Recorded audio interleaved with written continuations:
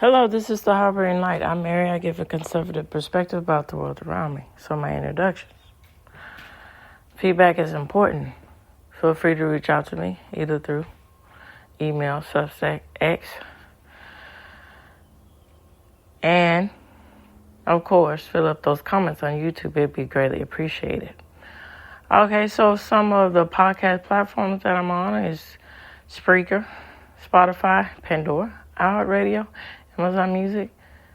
These are just to name a few. So this episode is focusing in on Slovakia. Particularly, want to continue out the theme through the month of December, focusing in on Christmas food that's eaten in Slovakia, in these different countries that I'm featuring. And now it's going to be about Christmas food that is eaten in Slovakia. Appreciate y'all, the listener or listeners from Slovakia. Thank you very much. All right, here we go. Da da da dum da da da dum da da da dum da da da dum. Do do do do do do do do do do do do do do da da da dum da da da dum da da dum dum ding dong dong.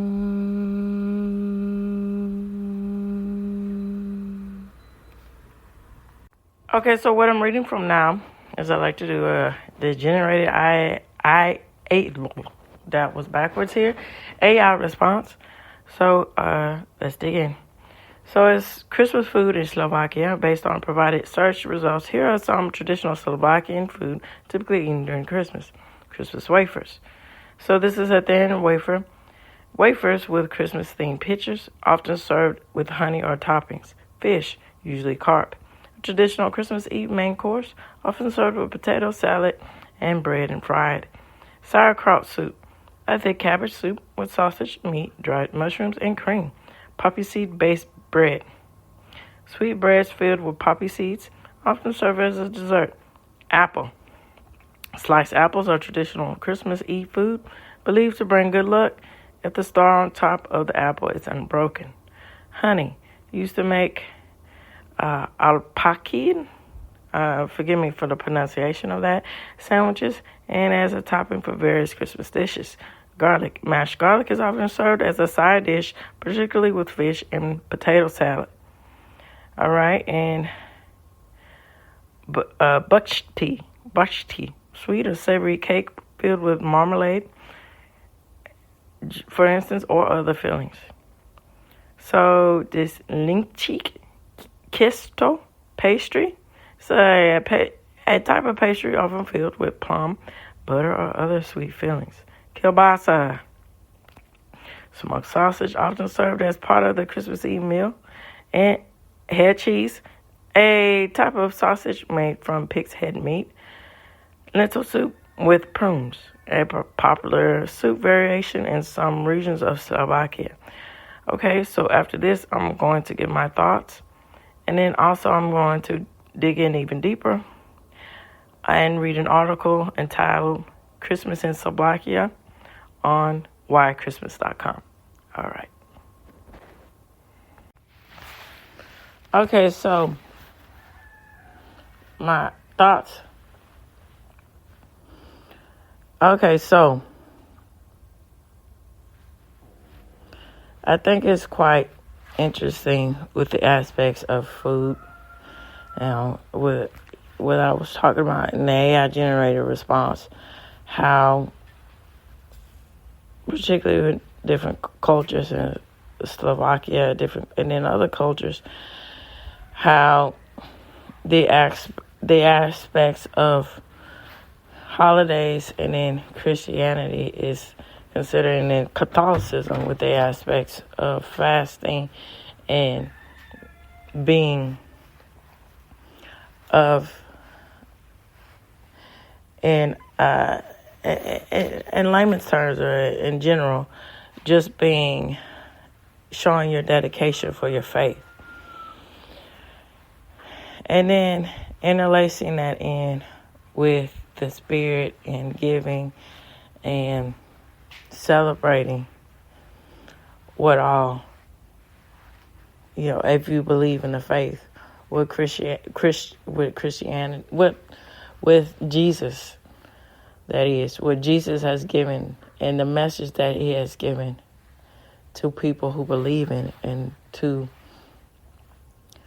people who are spiritual and understand, and then another term, people who are interested in, as I say, the greatest story of all time. And so, with that being said, I'm going to get into the next part, and then I'm going to continue out about the aspects of faith and religion and Jesus to wrap everything up, and my final thoughts after these facts. All right. Okay, so Christmas in Slovakia. And this is from the article. Well, it's an article, but it goes into depth. So it's from the website whychristmas.com. So in Slovakia, celebrations begin with Advent. Many Slovakians are Roman Catholics who start this as an important spiritual preparation for Christmas. Slovakians also celebrate St. Nicholas Day on the 6th of September, that is. In Slovakia, he is known as Svätý Mikuláš. He comes on the evening of the 5th of December and gives presents to good children. Young children place their shoes near the door, so Svätý Mikuláš can then fill them with sweets and fruit. So during Advent, there are lots of preparation to prepare for Christmas, to be made for Christmas. This includes the cleaning of the house, baking, shopping, and buying the Christmas tree. Carps are also sold on streets from big tanks. Carp is eaten in the main Christmas meal. Christmas Eve is the most important day during Christmas for Slovakians. This is called Sturdy-den, the generous day.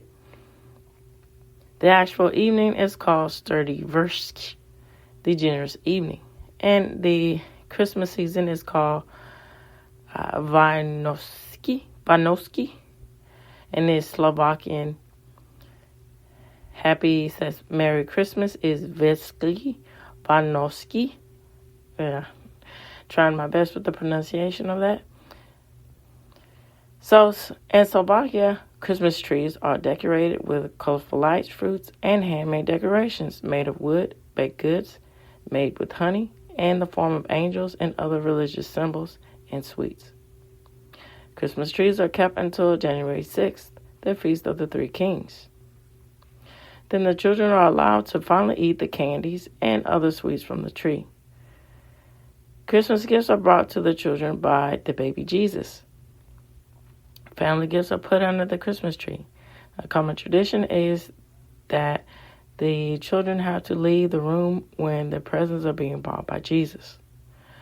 When they ring the bell, that is. The children then run to the Christmas tree to try and see baby Jesus, but they always narrowly miss him. Then the presents are opened.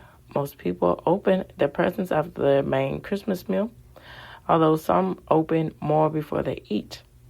On Christmas Eve morning, the carp is killed and gutted, or some other kind of fish is taken out of the freezer. During the day, the supper is cooked. It used to be the custom to fast, not eat, as that you wouldn't eat certain foods, although all through Christmas Eve. This was a direction given by the Catholic Church. It was said that if you manage to get by without food for the whole day, you will see a little golden pig in the evening after the midnight mass service. The main Christmas meal is known as the Vilka, and it consists of 12 dishes. which is the number of the disciples of Jesus. The table is spread with a white tablecloth, and straw and sheaves of wheat are at each end. Christmas dinner begins with a opaklaski, small bread wafers, and a blessing. The main Christmas supper varies between regions and families. It is normal for Slovakian families to have lots of courses, including fish dishes. Say that 3 times fast. Fish dishes, such as, and then with that is included as cabbage soups with sausages, meat, dried mushrooms, and cream. Every family has its own recipe. Some recipes include ingredients that might seem unusual, such as dried plums and apples. Carp is often the fish that is eaten. Some people buy it live and keep it in their bath until it's time to kill it and cook it. And if you want a bath or a shower, you have to take it out of the bath and put it in a bucket. Quite interesting. Other dishes might include a baked ham or a roast goose. Small pieces of bread are mixed with butter and sauerkraut or sweetened with honey and poppy seeds. Potato salad and dumplings and vegetables and plenty of walnuts, rolls, and or cookies. So cookies are a popular dessert and treat at Christmas. Some favorites include vanilla ones made with poppy seeds and walnuts and apricot cookies. Sometimes people will make more than 10 different types of cookies. And it's right up my alley. I like to bake, and it's quite interesting with the different aspects of how dessert is seen and thought of in different countries. For instance, it's going veering off of the subject, but in Italy, the aspects of pizza is not considered a main course. It's really considered a dessert. So the aspects of how Christmas desserts are seen is something that's a nice ambiance,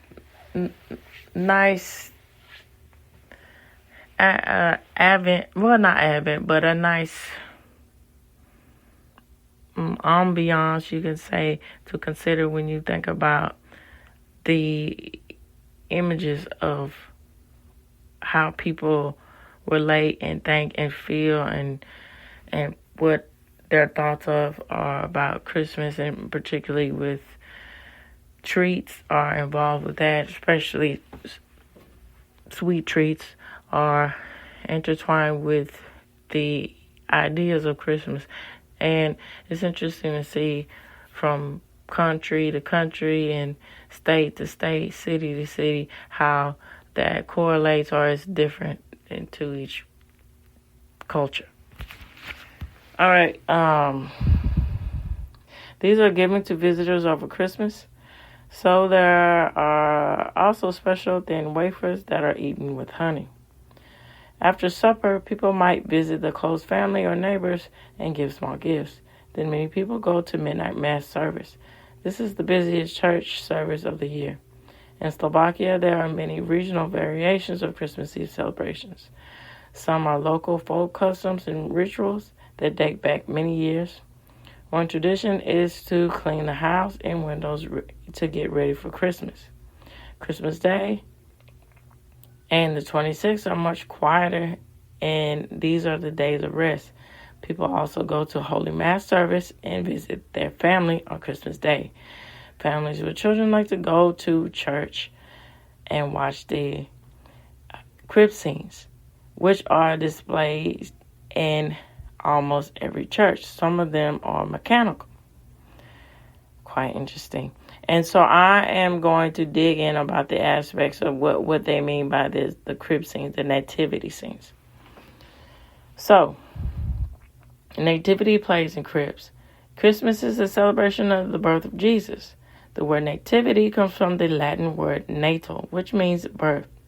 And it is also where we get the word native from. It is a tradition. It is a tradition in many countries, such as the UK, and I have listeners from the UK, particularly in London. And I appreciate all of you out there in London, England. Some from Australia. Got some from New Zealand. Thank you all. Really appreciate you listening to me. And I also like to know about your aspects too. Feel free to chime in through comments, through emails. Follow me on Substack, X. Just feel free to give me your thoughts about nativity scenes. So from young children in elementary or primary schools they perform nativity plays for the parents, and local people associate this with the school. And it's quite interesting how this aspect, this was more prevalent in my generation of millennials. And and I like to see, my children are, preschool aged and kindergarten aged, and to see when they get into first, second, and so forth, later on in the elementary school days, see how that plays are turned out. If it's more something that has to do with the commercial themes of Christmas, the all-inclusive winter solstice, winter holiday seasons, the aspect of snow and stuff, will it be also interlaced with the aspect of Christianity and Catholicism, with the aspect of the religious reason of why we celebrate Christmas? It'd be quite interesting to see how that plays out as they get older. So, here we go. So the nativity play recreates the scenes of Jesus' birth and tells how Mary and Joseph were visited by the shepherds and wise men. The parts of Mary, Joseph, and the shepherds and the wise men are played by children. If the school is attached to a church, the play often takes place in the church. Sunday schools and churches also sometimes put on nativity plays. In the past, it was common for live animals, including an ox and donkeys, and a donkey, and other farm animals, but not pigs, to be used in the plays. Sometimes they still are, but it is now more common for children to dress up as animals in costumes or to have animal props. So the first nativity play. The first nativity play was not performed by children, but encased by monks in Italy. It was of Francis of Assisi, and his followers acted in the first play in 1223 to remind the local population that Jesus was born for them, as he was born into a poor family like theirs and not to a rich family. St. Francis told the part of each character and the story himself using wooden figures in the play. After a couple of years, the play had become so popular that real people played the parts of the characters in the story. Songs were sung by the people taking part, and they became what we know as of today, Christmas carols.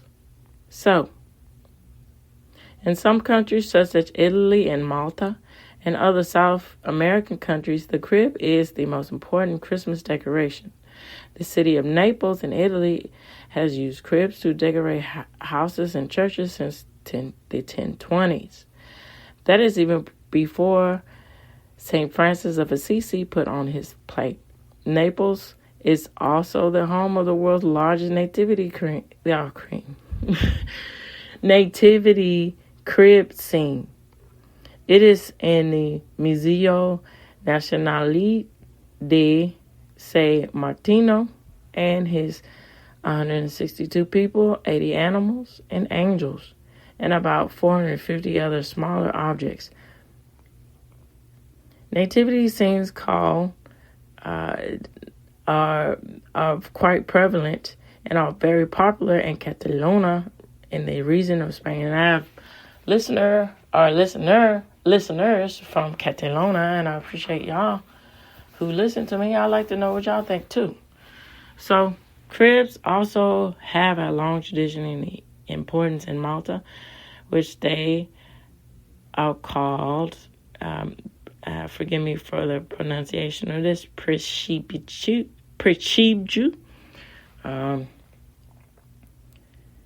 They are a social society that keeps the tradition alive. So, and then it has links if you'd like to find out more about it. And I'm going to go into the depths about other aspects that they did talk about throughout the week of December. It's quite interesting. So, I am going to end with some more thoughts. And here we go. All right. So, wrapping up, I'm going to continue out. As I was mentioning about, as I said, with my thoughts, continuing that out about faith, Jesus, the contribution it has on society. So, breaking it down, the story. It's one of those things where they say, your test at will, your testimony at will is tested in what you believe, particularly when you get into that aspect of spiritual matters. And so I think it's very special when you break it down to the aspects of Jesus. And so you get the concept of the mother and Joseph and the tale of not being able to conceive and the aspect of all of that and to intertwine aspects of that. And so that's another aspect too that I'm thinking about getting into and talking about and giving my finding some, going to depth about that, finding research, and then giving my thoughts about I don't know if that's the right way to say it, but Jesus' life and the aspects of Joseph and Mary, and when he went on with his disciples and Mary Magdalene and all of that. Okay, so and him being the conceived, and that this was a pure conception and the aspects of that, and then going on and with Jesus and his telling, and him and his teachings and his followers. You get down in the heart of the matter. Jesus was very, even though he's portrayed as somebody is, very gentle and understanding. That's just one aspect of it. But it's also another aspect of it to pay attention to details that he means what he says.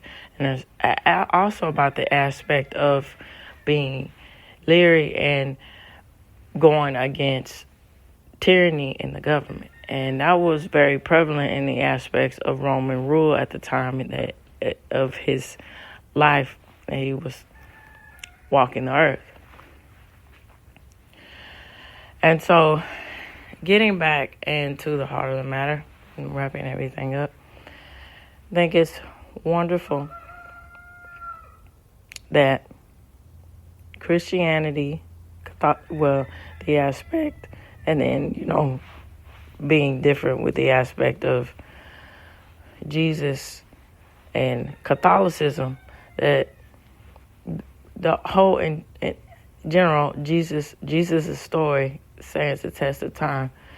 That and through the aspect of celebrating Christmas and how it's still a tradition, even in the times we're living in today. So, it's one of those things that, every generation thinks it's worse than the next. But I don't know. It's just nice to see that the message, that the purity and the reason for Christmas, Christmas still being celebrated and throughout the world, is still meaningful and it's still understood of the reason for the season. Jesus' blessing, not only his blessings, Jesus' mercifulness, Jesus' lessons about the aspects of living a purposeful, being purposeful in your life, all of that, and it's really humbling when you take a step back and look at it. Go all the way back and look at it instead of, have a focal high point, a focal lens on the aspect of course, commercialism and everything that's a part of Christmas, which is, not a bad thing, but at the aspect of when you don't teach, the concept of what's really important, that's what can be bad. But for the most part, stepping back, how much of a gift and understanding it is of the lesson of the birth of Christ, that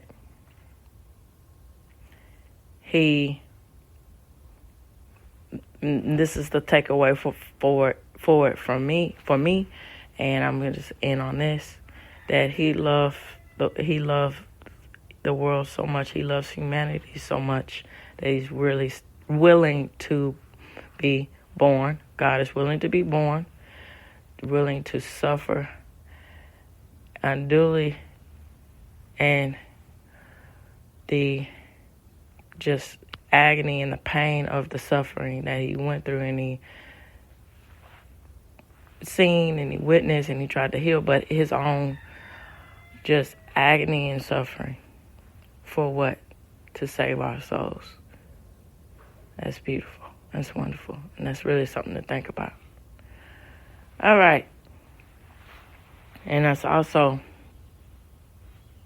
great in the aspects of how this is very prevalent. This message is understood and presented in a society in a massive way, when we get into the aspect of countries like Slovakia and so forth, internationally, how that's seen. That's wonderful. And I appreciate the listeners out there from Slovakia. Thank you so much. All right, so this reaches the end of the Harboring Light. And I'll say this until the month runs out in December. Merry Christmas. And then on to a prosperous new year. Take care. Bye-bye now.